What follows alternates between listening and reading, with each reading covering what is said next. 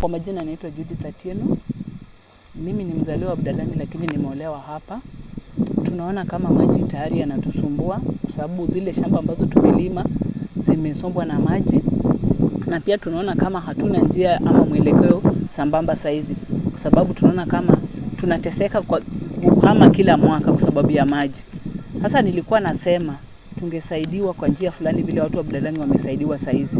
Initially Budalangi pia kulikuwa na mafuriko kama haya, but walipogundua njia sambamba ya kusaidia watu wa Budalangi waliwasaidia na wakajenga dikes along the river banks. Hasa pia sisi tunaomba serikali yetu ya Kenya itujengee, itutafutie mikakati ambayo inaweza saidia haya maji yasiwe yana tusomba kila mara. Kama tunaweza jengewa river banks zenye zinaweza tusaidia dikes zikuwe along the rivers, itakuwa imetusaidia sana. Na pia tunaomba saizi vile tumeadhirika, watoto wetu waende shule kwa sababu tayari hakuna vile mtu ataenda shule njaa. Njaa inakuwa ndani, watoto pia hawaendi shule. Sasa tunaomba tupewe njia sambamba ambayo itatusaidia. Pia tunaona kama maji yanavyokuwa hivi, tayari saizi malaria imeongezeka sana. Utaona tukienda hospitali yetu ya Gotagulu utaona kesi za malaria ziko high kwa sababu saizi maji ni mengi, umbu zimezaa, watoto wanangojeka kila mara. Na ukiangalia hapo pia utapata ni hapo unavyojua vizuri maji yanapokuwa mengi, hapo ndio napata nafasi ya umbu kutaga na kuzaana. Hasa umbu zikiwa ndani pia tunaumia. Sasa pia serikali inafaa itafute njia, hata kama ni kutafuta dawa ambayo itasprayiwa kwa hii maji, isifanye umbu izaane sana, itakuwa imetuokoa. Na pia kama dawa za malaria zinaweza letwa within hospitali kwa wingi, ziko ndio, but zinafaa ziletwe kwa wingi, zisaidie hata the local areas. Tujasahau net pia. Wakati kama huko ndio tunahitaji net kabisa, tunafaa tuletewe net. Na hawa ambao tumeadhirika sisi pia, njaa inatuumiza. Tupate njia ambayo tunaweza pata nayo chakula yetu ya kila siku. Tusiwe tunateseka kwa sababu maji yameenda na kila kitu. Tayari nyumba iko ndani ya maji. Hatuna njia nyingine ya kuishi. Inabidi tutafute mahali pa kuishi. Sasa tunaomba kama sisi ambao tumeadhirika, mimi mwenye nyumba yangu iko ndani ya maji pale, nitafutiwe njia yenye naweza tafuta mahali angalau niishi penye hakuna maji, ama maji tena hatafanya nini, haitafika huko. Kwa hayo tunaomba tusaidie, tunaumia, hatutaki kuumia tena.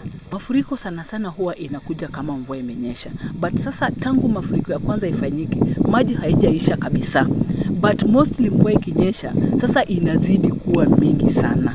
But unaona hizi nyumba mbili ambazo ziko hapa, watu hawajairudi kuishi kwa sababu tayari maji yalishaingia ndani.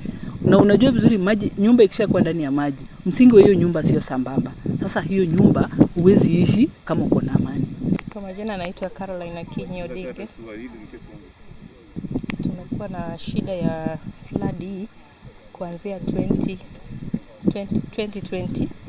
Imenisumbua hata ikafanya nimehama saa hizi naishi kwa nyumba ya rental huko Usenge. Kwa hiyo muda yote nimekuwa nikiishi kwa nyumba ya rental tangu hii flood ikuje hapa. Hapo siwezi kuishi kwa sababu kuna wanyama wakali wenye wanatoka majini wakitoka nje ili wakule hizi manyazi. Sasa ilikuwa risk kwa maisha yangu na watoto wangu. Saa hizi hata sina nauli ya kupata mahali pa kuishi saa hizi. Inanibidi sasa niishi kwa hizo manyumba zenye watu wamejenga huko kwa centers. Tunaomba sana serikali kama inaweza kujenga dam ingine kubwa yenye inaweza kuzuia hii maji isitokelezee. Sababu mimi nikioleka kwa hii mji sikupata kama hii maji inakuja hivi. Kumaanisha hii maji ni kitu yenye imeanza tu hivi karibuni ndio imeanza kusumbua watu. Serikali ikiingia ili ijenge dam ingine nzuri ama ijenge pale ile bridge ipate venye maji inaweza kupita ikienda ile ngambo ingine, tunaweza kupata usaidizi. Tumeelezwa ya kwamba mashamba, mifugo yote yameathirika. Mashamba ambayo mlikuwa mmepanda zaidi ya 99 farms zote zimesombwa na maji. Vile vile tumechukua hiyo data na tunaenda kukagua tuone vile tunaweza kusaidiana pamoja. Kwa sababu mvua imeanza, si ndio? Na bado mvua itaendelea. So tutafanya nini ili tusaidiane? Tunataka kuwasihi wananchi wote ambao mnaishi karibu na mto, pale kwa mafuriko, tafadhali mtoke kule. Tunaelewana? Tafadhali mfanya nini?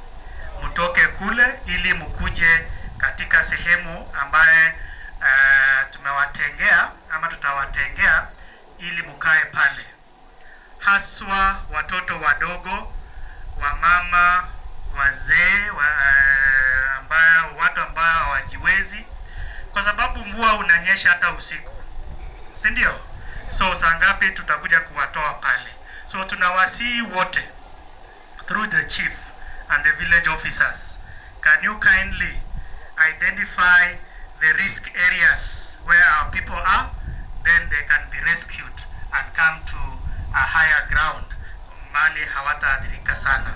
We are experiencing quite a bit of flooding, more so in Bondo, and much more so on the side of Usigu division.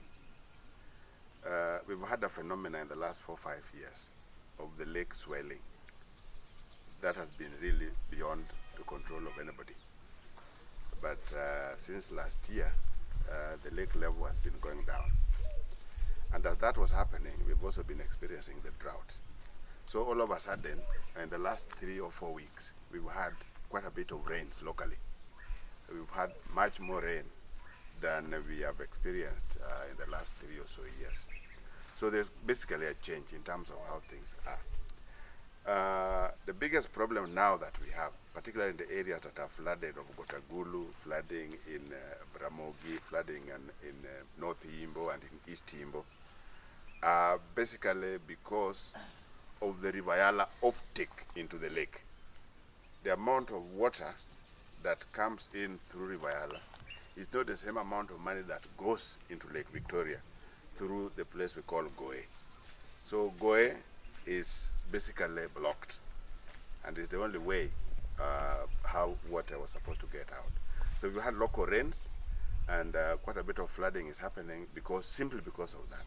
So number one, the solution long term that must be done is to fix the Goye Causeway, fix Goye Bridge. That must be the main thing. For sure, the contractor has been on site since last year.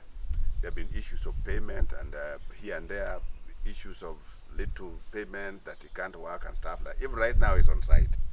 But what we've done in the last 2 or so days, we agreed on them doing some kind of temporary offtakes. They have added some culverts such that which they'll remove once the causeway is fixed, of offloading the amount of water that is coming in, both the local rains and the amount of water that is coming in through Rivayala. So that's basically what's bringing flooding here. We are not in a situation where we have the floods brought in by the main lake. That has subsided, that has gone down. The current problem we have is the current rains. And for sure, if we get how the road, the causeway around the Goye Bridge, immediately, even when the bridge is not fixed, even when it's not yet done, but as long as we can get temporary ways of how that water goes out into the lake, then all these other waters that we are talking about, because right now flooding is being experienced in almost 40 kilometers upwards because of pile-up. Yeah, there's flooding all the way from, I don't know whether you know the place, in North Yimbo, East Yimbo, Daraja, coming all through to Ramogi and then to Sari.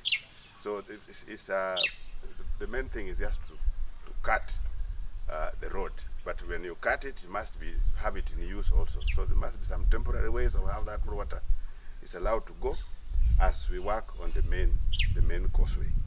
Kiswahili ama Kimombo, tumekuja hapa kwa sababu ya mafuriko ya maji. Wengi wamehama kutoka boma zao. Mashamba zimeharibika na kuna wanyama pia sasa pia wanaingilia kwa boma ya watu kama hippos na crocodiles zinaingia kwa boma ya watu.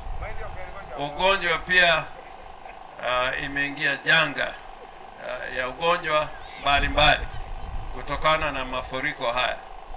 Kwa hivyo kwa kuja kwetu hapa kwanza ni kuleta msaada, na tumeleta msaada mbalimbali, chakula na vifaa mbalimbali na dawa pia tumeleta, lakini haya haitoshi.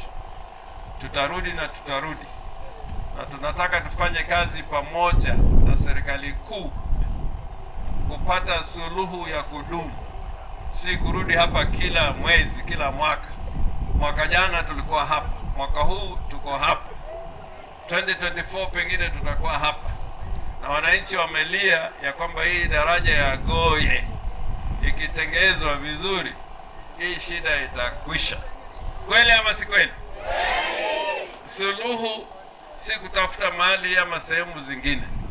Suluhu wanasema ni kwamba serikali kuu lazima itengeze hii daraja, na kwa muda kama haiwezekani, tutafute makalvat, maji ipite.